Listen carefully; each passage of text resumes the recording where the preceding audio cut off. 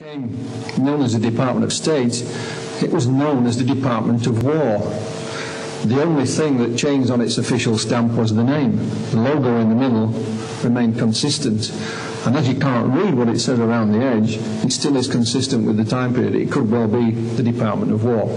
So the skeptics either didn't discover that or just negated to inform you. But it doesn't rule out the film as a fake. Bear in mind Super XX. Next slide, please. A little bit out of focus, but it's one of the letters that Ray banded around from Kodak, trying to claim that the film had been authenticated. Ray showed Kodak representative in the US a piece of leader tape, a piece of film that has none of the images on it which you've seen today. And on that leader tape, which I've seen myself, it had a symbol, which is a black triangle and a black square. And that is a Kodak code, which donates the year that the film was manufactured. And that code could represent 1927, 1947, or 1967. They recycled it every 20 years, didn't use it thereafter after 1967. But because the film itself, with the images on, wasn't looked at and still hasn't been tested to this very day, the letters and statements that have been made by Kodak are worthless. And that's a subject for greater discussion elsewhere. Next slide, please. Now, the mysterious cameraman.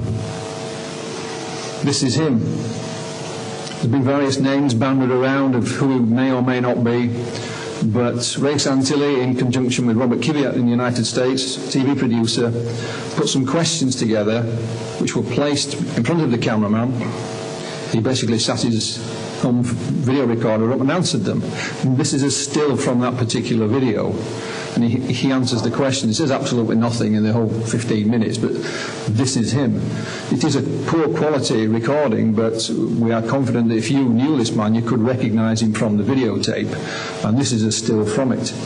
Now, I also worked with a gentleman called Bob Shell in the United States. Bob is a professional photographer, editor of Shutterbug magazine, and a photographic consultant of some repute. And Bob, during one of his conversations with a military person, was given a name of who we thought this may be, based on some information we'd gathered.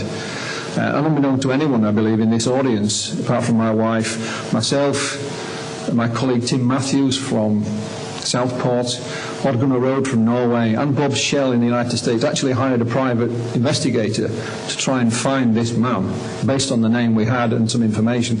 And find him we did. But unfortunately, it wasn't our man. The gentleman had died about a year previous. We managed to find his daughter, who still lives in Cleveland, Ohio. And she said, well, I don't know who you're looking for, but it's not my father. He was never a cameraman, never in the military. And he fit the description, almost, but he didn't fit the profile. So it was a dead end, but we did try. And I haven't mentioned that because I didn't tell my wife I forked out money for a private investigator.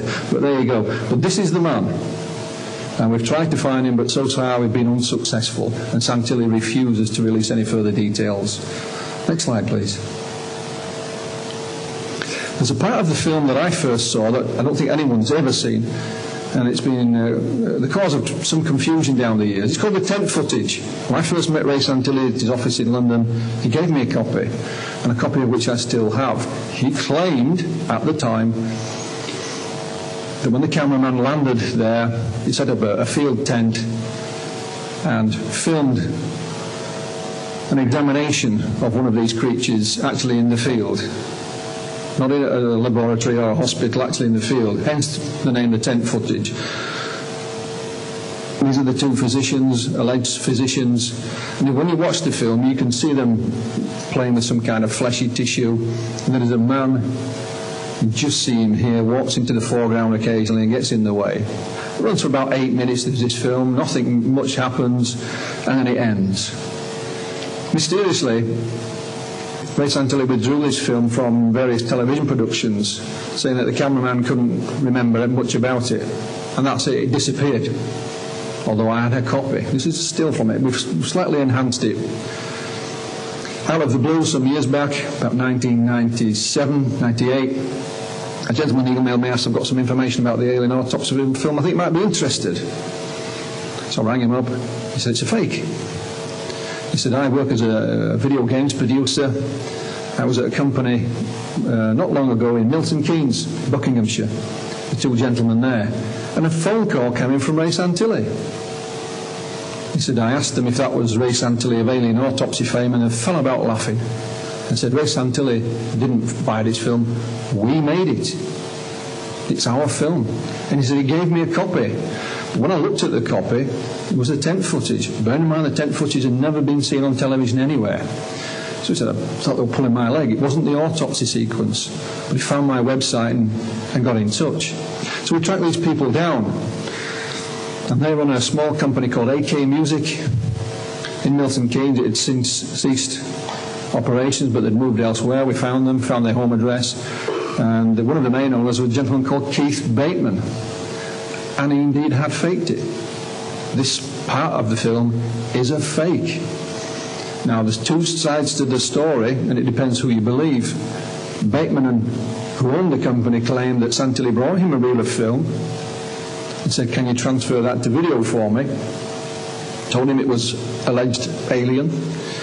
When they looked at the film, it was completely blank. You know, it was black. So they pulled a prank on Ray, made their own recreation and didn't tell him. Gave him it back and said, there you go, Ray, there's the videotape. In the meantime, Ray distributed copies, and one of which he gave me. By the time he realised it had been had, it was too late, the story was out, so he pulled the film. That is Keith Bateman's story. Next slide, please.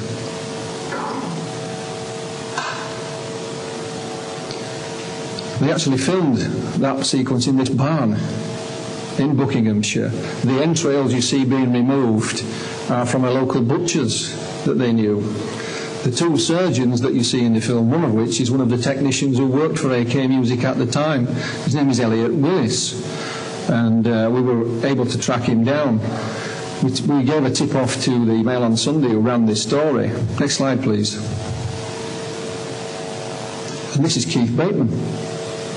This is the actual dummy head they used in the film. But he claimed that Ray Santilli was a victim of their prank. Next slide, please. This is Elliot Willis. He was a technician at AK Music at the time, and he's one of the so-called surgeons in the film. Now, Elliot has a different story to tell. He claims that AK Music were paid to make the film by Ray Santilli. Now, Ray himself denies this. He said, no, I was the victim of a prank. So it's a question of who you believe.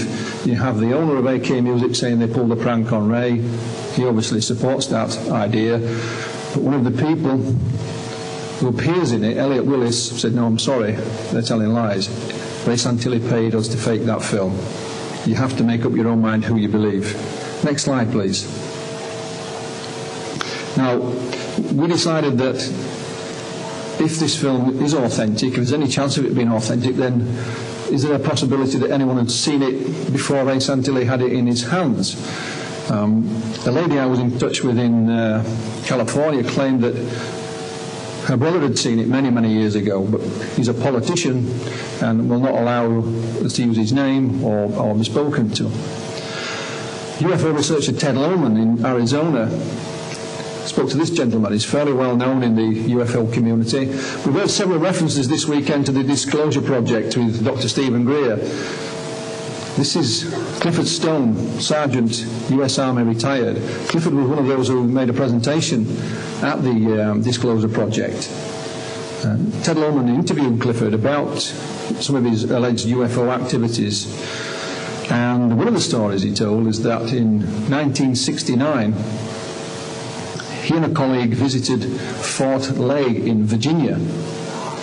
And while they were at Fort Lay, they basically went on walkabout around the base, having a look around. They hadn't been there before. And quite by accident, they stumbled upon a small viewing theatre, and they were looking down into it. And in this small theatre was a number of high-ranking military brass, as they call it, high-ranking military personnel, watching some films on a screen.